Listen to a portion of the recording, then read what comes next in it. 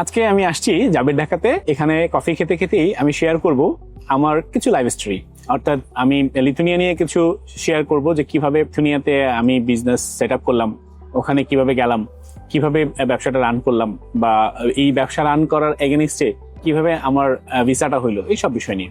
আচ্ছা, প্রথমে আমি শুরুর দিকে আসি গল্পটা বলার জন্য আসলে কি হয়েছিল ঘটনাটা।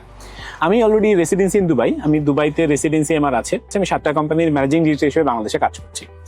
আমার প্রায় 14-15টা কান্ট্রিতে ভিজিট আছে। দুবাইতে রেসিডেন্সি আছে, দুবাইতে আমাদের কিছু স্টুডেন্ট যাচ্ছে, আমি কিছু কনসালটেন্সির সাথে জড়িত। দ্যাটস ওয়াই আমি দুবাইতে একবার সেটেল হওয়ার চেষ্টা করলাম যে আমি দুবাইতে রেসিডেন্সি নিয়ে নিব, দুবাইতে রেসিডেন্সি নিয়ে আমি কাজ করব বা ওখানে আমি ব্যবসা বাণিজ্যটা সেট আপ করবো। কিন্তু একটা জিনিস খেয়াল করলাম, দুবাইতে একটা পর্যায়ে গিয়ে এসে দেখলাম দুবাই কখনোই আমাদেরকে পাসপোর্ট দিবে না, অর্থাৎ কখনোই আমি ওখানে নাগরিকত্বটা পাবো না, বা সেকেন্ড পাসপোর্ট যেটা বলে সেকেন্ড পাসপোর্টটা আমি পাবো না। দেন আমি চিন্তা করলাম যে পৃথিবীর আর কোথায় এই সুযোগটা দেয় যেখানে আমি রেসিডেন্সিটা পেতে পারি এবং আমার ফ্যামিলি সহ বসবাস করতে পারি, ব্যবসাটাও বাংলাদেশে বসে চালাতে পারি, আমার সেকেন্ড একটা পাসপোর্ট থাকবে এবং কন্টিনিউয়াসলি মুভমেন্ট থাকবে। তো যেহেতু আমার কনসালটেন্সির এক্সপিরিয়েন্স আছে, আমি ইউকে তে কোম্পানি ফরমেশন করেছি, ইউএসএ তে কোম্পানি ফরমেশন করেছি। সো কোম্পানি ফরমেশন করার অভিজ্ঞতা যেহেতু আছে, কোম্পানি ফরমেশন করে কোথায় আর রেসিডেন্সি দেয় বা কোথায় নাগরিকত্বটা পাওয়া যায়, আমি একটু ঘাটাঘাটি শুরু করলাম অনলাইনে। কিছু লয়ারের সাথে মিটিং করলাম, কথাবার্তা হলো।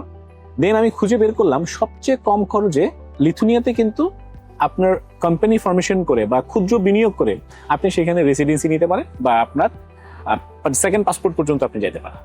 সো এই দেখা থেকেই লয়ারের সাথে কয়েকটা মিটিং, এরপর কথাবার্তা ফাইনাল, এরপর খুব কম খরচে আমার প্রায় 2-2.5 হাজার ইউরোর মতো গেছে। আমি ওখান থেকে আমি একটা কোম্পানি ফরমেশন করি। কোম্পানি ফরমেশন করার পর কোম্পানি যখন হয়ে গেল, ব্যাংক অ্যাকাউন্ট হয়ে গেল, আমার বিজনেসটা রান করে দিই। আমার বিজনেসটা কি রিলেটেড বিজনেস করি, আমার কিছু ক্লিপিং পার্ট বিজনেস ছিল, সেই বিজনেস থেকে আমি বিজনেসটা রান করি। আমার কনসালটেন্সি স্টুডেন্ট যেগুলো ছিল, স্টুডেন্টের জন্য আপনারা জানেন ইউনিভার্সিটি থেকে যে কমিশনগুলো পাই, কমিশনগুলো আমি ওখানে ইনপুট করতে থাকি। এর এগেনস্টে একটা সময় আমি যখন দেখলাম যে এখানে বসে ব্যবসা বাণিজ্য করা যায়, যে অনেককেই আমি হেল্প করার চেষ্টা করলাম যে আর কেউ এই বিষয়গুলো জানে কিনা বা চায় কিনা। তো আমার অনেক ফ্রেন্ড সার্কেল আছে, প্লাস অনলাইনে আমরা যখন একটা অ্যাডভার্টাইজমেন্ট দিলাম যে কোম্পানি খুলে এখানে ব্যবসা করা যায় এবং রেসিডেন্সি নেওয়া যায়, তো অনেকেই জানেন যে 27 জুন একটা আমাদের ওয়ার্কশপ হয়েছিল। 27 জুন ওয়ার্কশপে অনেকেই জয়েন করেছিলেন, সেখানে অনেকে ইন্টারেস্ট ফিল করেন এবং বিজনেস ওপেন করেন। ইন দ্য মিন টাইম সবাই বলতে থাকেন, সোহাগ ভাই আপনি তো কখনো লিথুনিয়া যান নাই, বা আপনি কখনো তো ইউরোপ ভিজিট করেন নাই, তাহলে এটা যে ভিসা হবে এটা আপনি কেমনে জানলেন বা কেমনে বুঝলেন, বা আমরা কিভাবে বিশ্বাস করবো? সো পাবলিক ডিমান্ড অনুযায়ী কি করি, আমি নিজেই আমার যে কোম্পানি ফরমেশন আছে, কোম্পানি ফরমেশন এগেনিস্টে আমি আমার কোম্পানির ফরমেশনের এগেনিস্টে আমি ভিসার জন্য আবেদন করি। আমি ভিসার জন্য আবেদন করি হচ্ছে লিথুনিয়ার জন্য মালয়েশিয়াতে কেন, বাংলাদেশে বসে আসলে আপনি এটা খুব একটা করতে পারবেন না, খুব না কনফার্ম করতে পারবেন না, বিকজ এখানে ভিএফএস বা আপনার এখানে কোনো এমবাসি নাই। যার কারণে আমি মালয়েশিয়াতে যাই, মালয়েশিয়াতে ভিএফএস থেকে করি। এটা কিন্তু আপনি চাইলে সিঙ্গাপুর, থাইল্যান্ড, মালয়েশিয়া, ফিলিপাইন সব জায়গা থেকে করতে পারেন। সো আবেদনটা করি কিন্তু আমি বাংলাদেশে বসেই মাইগ্রিস আছে, মাইগ্রিসে আবেদন করতে হয়। মাইগ্রিসে আবেদন করে আমি মালয়েশিয়াতে গিয়ে ফাইলটা সাবমিট করি, একদিন সময় লাগে। আমি মাইগ্রিস থেকে যখন আমার অ্যাপ্রুভাল আসে, মাইগ্রিস থেকে অ্যাপ্রুভাল আসতে 4 দিন লাগছে। এরপর মালয়েশিয়া গিয়ে ফাইলটা জমা দিয়ে আসি একদিনের মধ্যে। সো এই ফাইল যে আমি জমা দিলাম, ফাইল কিছু অনেক কিছু লাগছে। সো এই বিষয়গুলো আসলে জানার জন্য এত কম সময় তো আসলে সব গল্প বলা সম্ভব না, অনেক ডিটেলস এর কার্যক্রম আছে। এই কার্যক্রমগুলো জানার জন্য আসলে আপনি চাইলে আমাদের কাছে আসতে পারেন, বা আপনার যেটা দরকার সেটা হচ্ছে আপনি যদি আমাদের যে অনলাইন সেমিনার হয় সেই সেমিনারগুলোতে আপনি জয়েন করতে পারেন, বা আমাদের যে কোর্স আছে কোর্সগুলোতে নিতে পারেন। সো এখানে আমি আরো ইন ডেপথ ডিটেলস বলার চেষ্টা করছি। যাই হোক, আমি আমার কাজে আসি। সো আমি যখন ফাইলটা জমা দিয়ে আসলাম, এরপর আমার ইন্টারভিউ আসলো।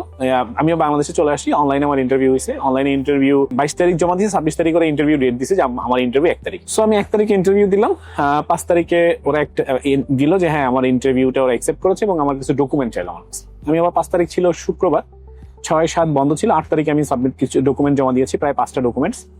এই ডকুমেন্টস গুলার পাশাপাশি যখন জমা দিলাম, ওরা আমাকে 13 তারিখে আবার একটা ডকুমেন্টস, আমার কাছে আরো 2টা ডকুমেন্ট চাইলো।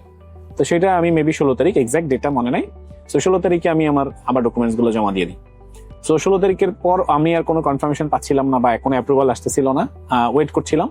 সো প্রায় 66 ডেজ পরে আমার কাছে রেজাল্ট আসে, আমার কেসটা অ্যাপ্রুভাল হয়েছে, আমার ফাইলটা অ্যাপ্রুভাল হয়েছে, আই গট ভিসা। গ্রেট, খুব ভালো খবর। দেন আমি আবার মালয়েশিয়াতে একদিনের জন্য যাই। মালয়েশিয়াতে গিয়ে আমি ফাইলটা জমা দিয়ে ভিসাটা রিসিভ করে চলে আসি।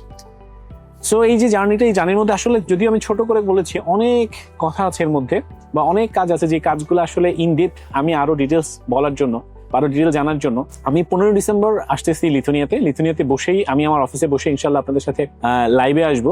লাইভ যে সেমিনারটা হবে, এই লাইভ সেমিনারে আমি থাকবো, কিভাবে আমি এই জিরো থেকে পুরো বিষয়টা বুঝলাম, খুঁটিনাটি যত বিষয় আছে সব বিষয় আপনাদের সাথে আলোচনা করব, যাতে আপনারা যদি এই কাজটা করতে চান আপনাদের জন্য সুবিধা হয়।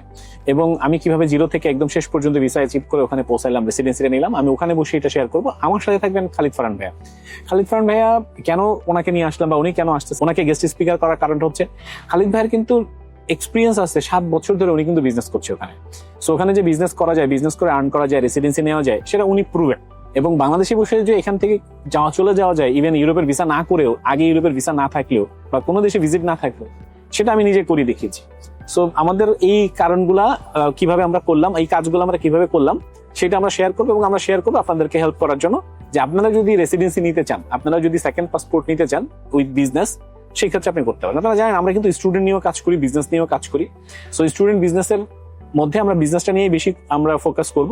তারপরে স্টুডেন্ট নিয়ে যদি কেউ কাজ করতে চান বা জব বিষয় সম্পর্কে আপনারা যদি জানতে চান, আমরা চেষ্টা করবো আপনাদেরকে 15 ডিসেম্বর 2025 সবকিছু শেয়ার করার জন্য, যাতে আপনি নিজে থেকে কাজটা করতে পারেন বা চাইলে আমাদের মাধ্যমে আসতে পারেন। দেখা হবে 15 ডিসেম্বর। আশা করি আপনারা সাথে থাকবেন। আজকে এই পর্যন্তই, টাটা।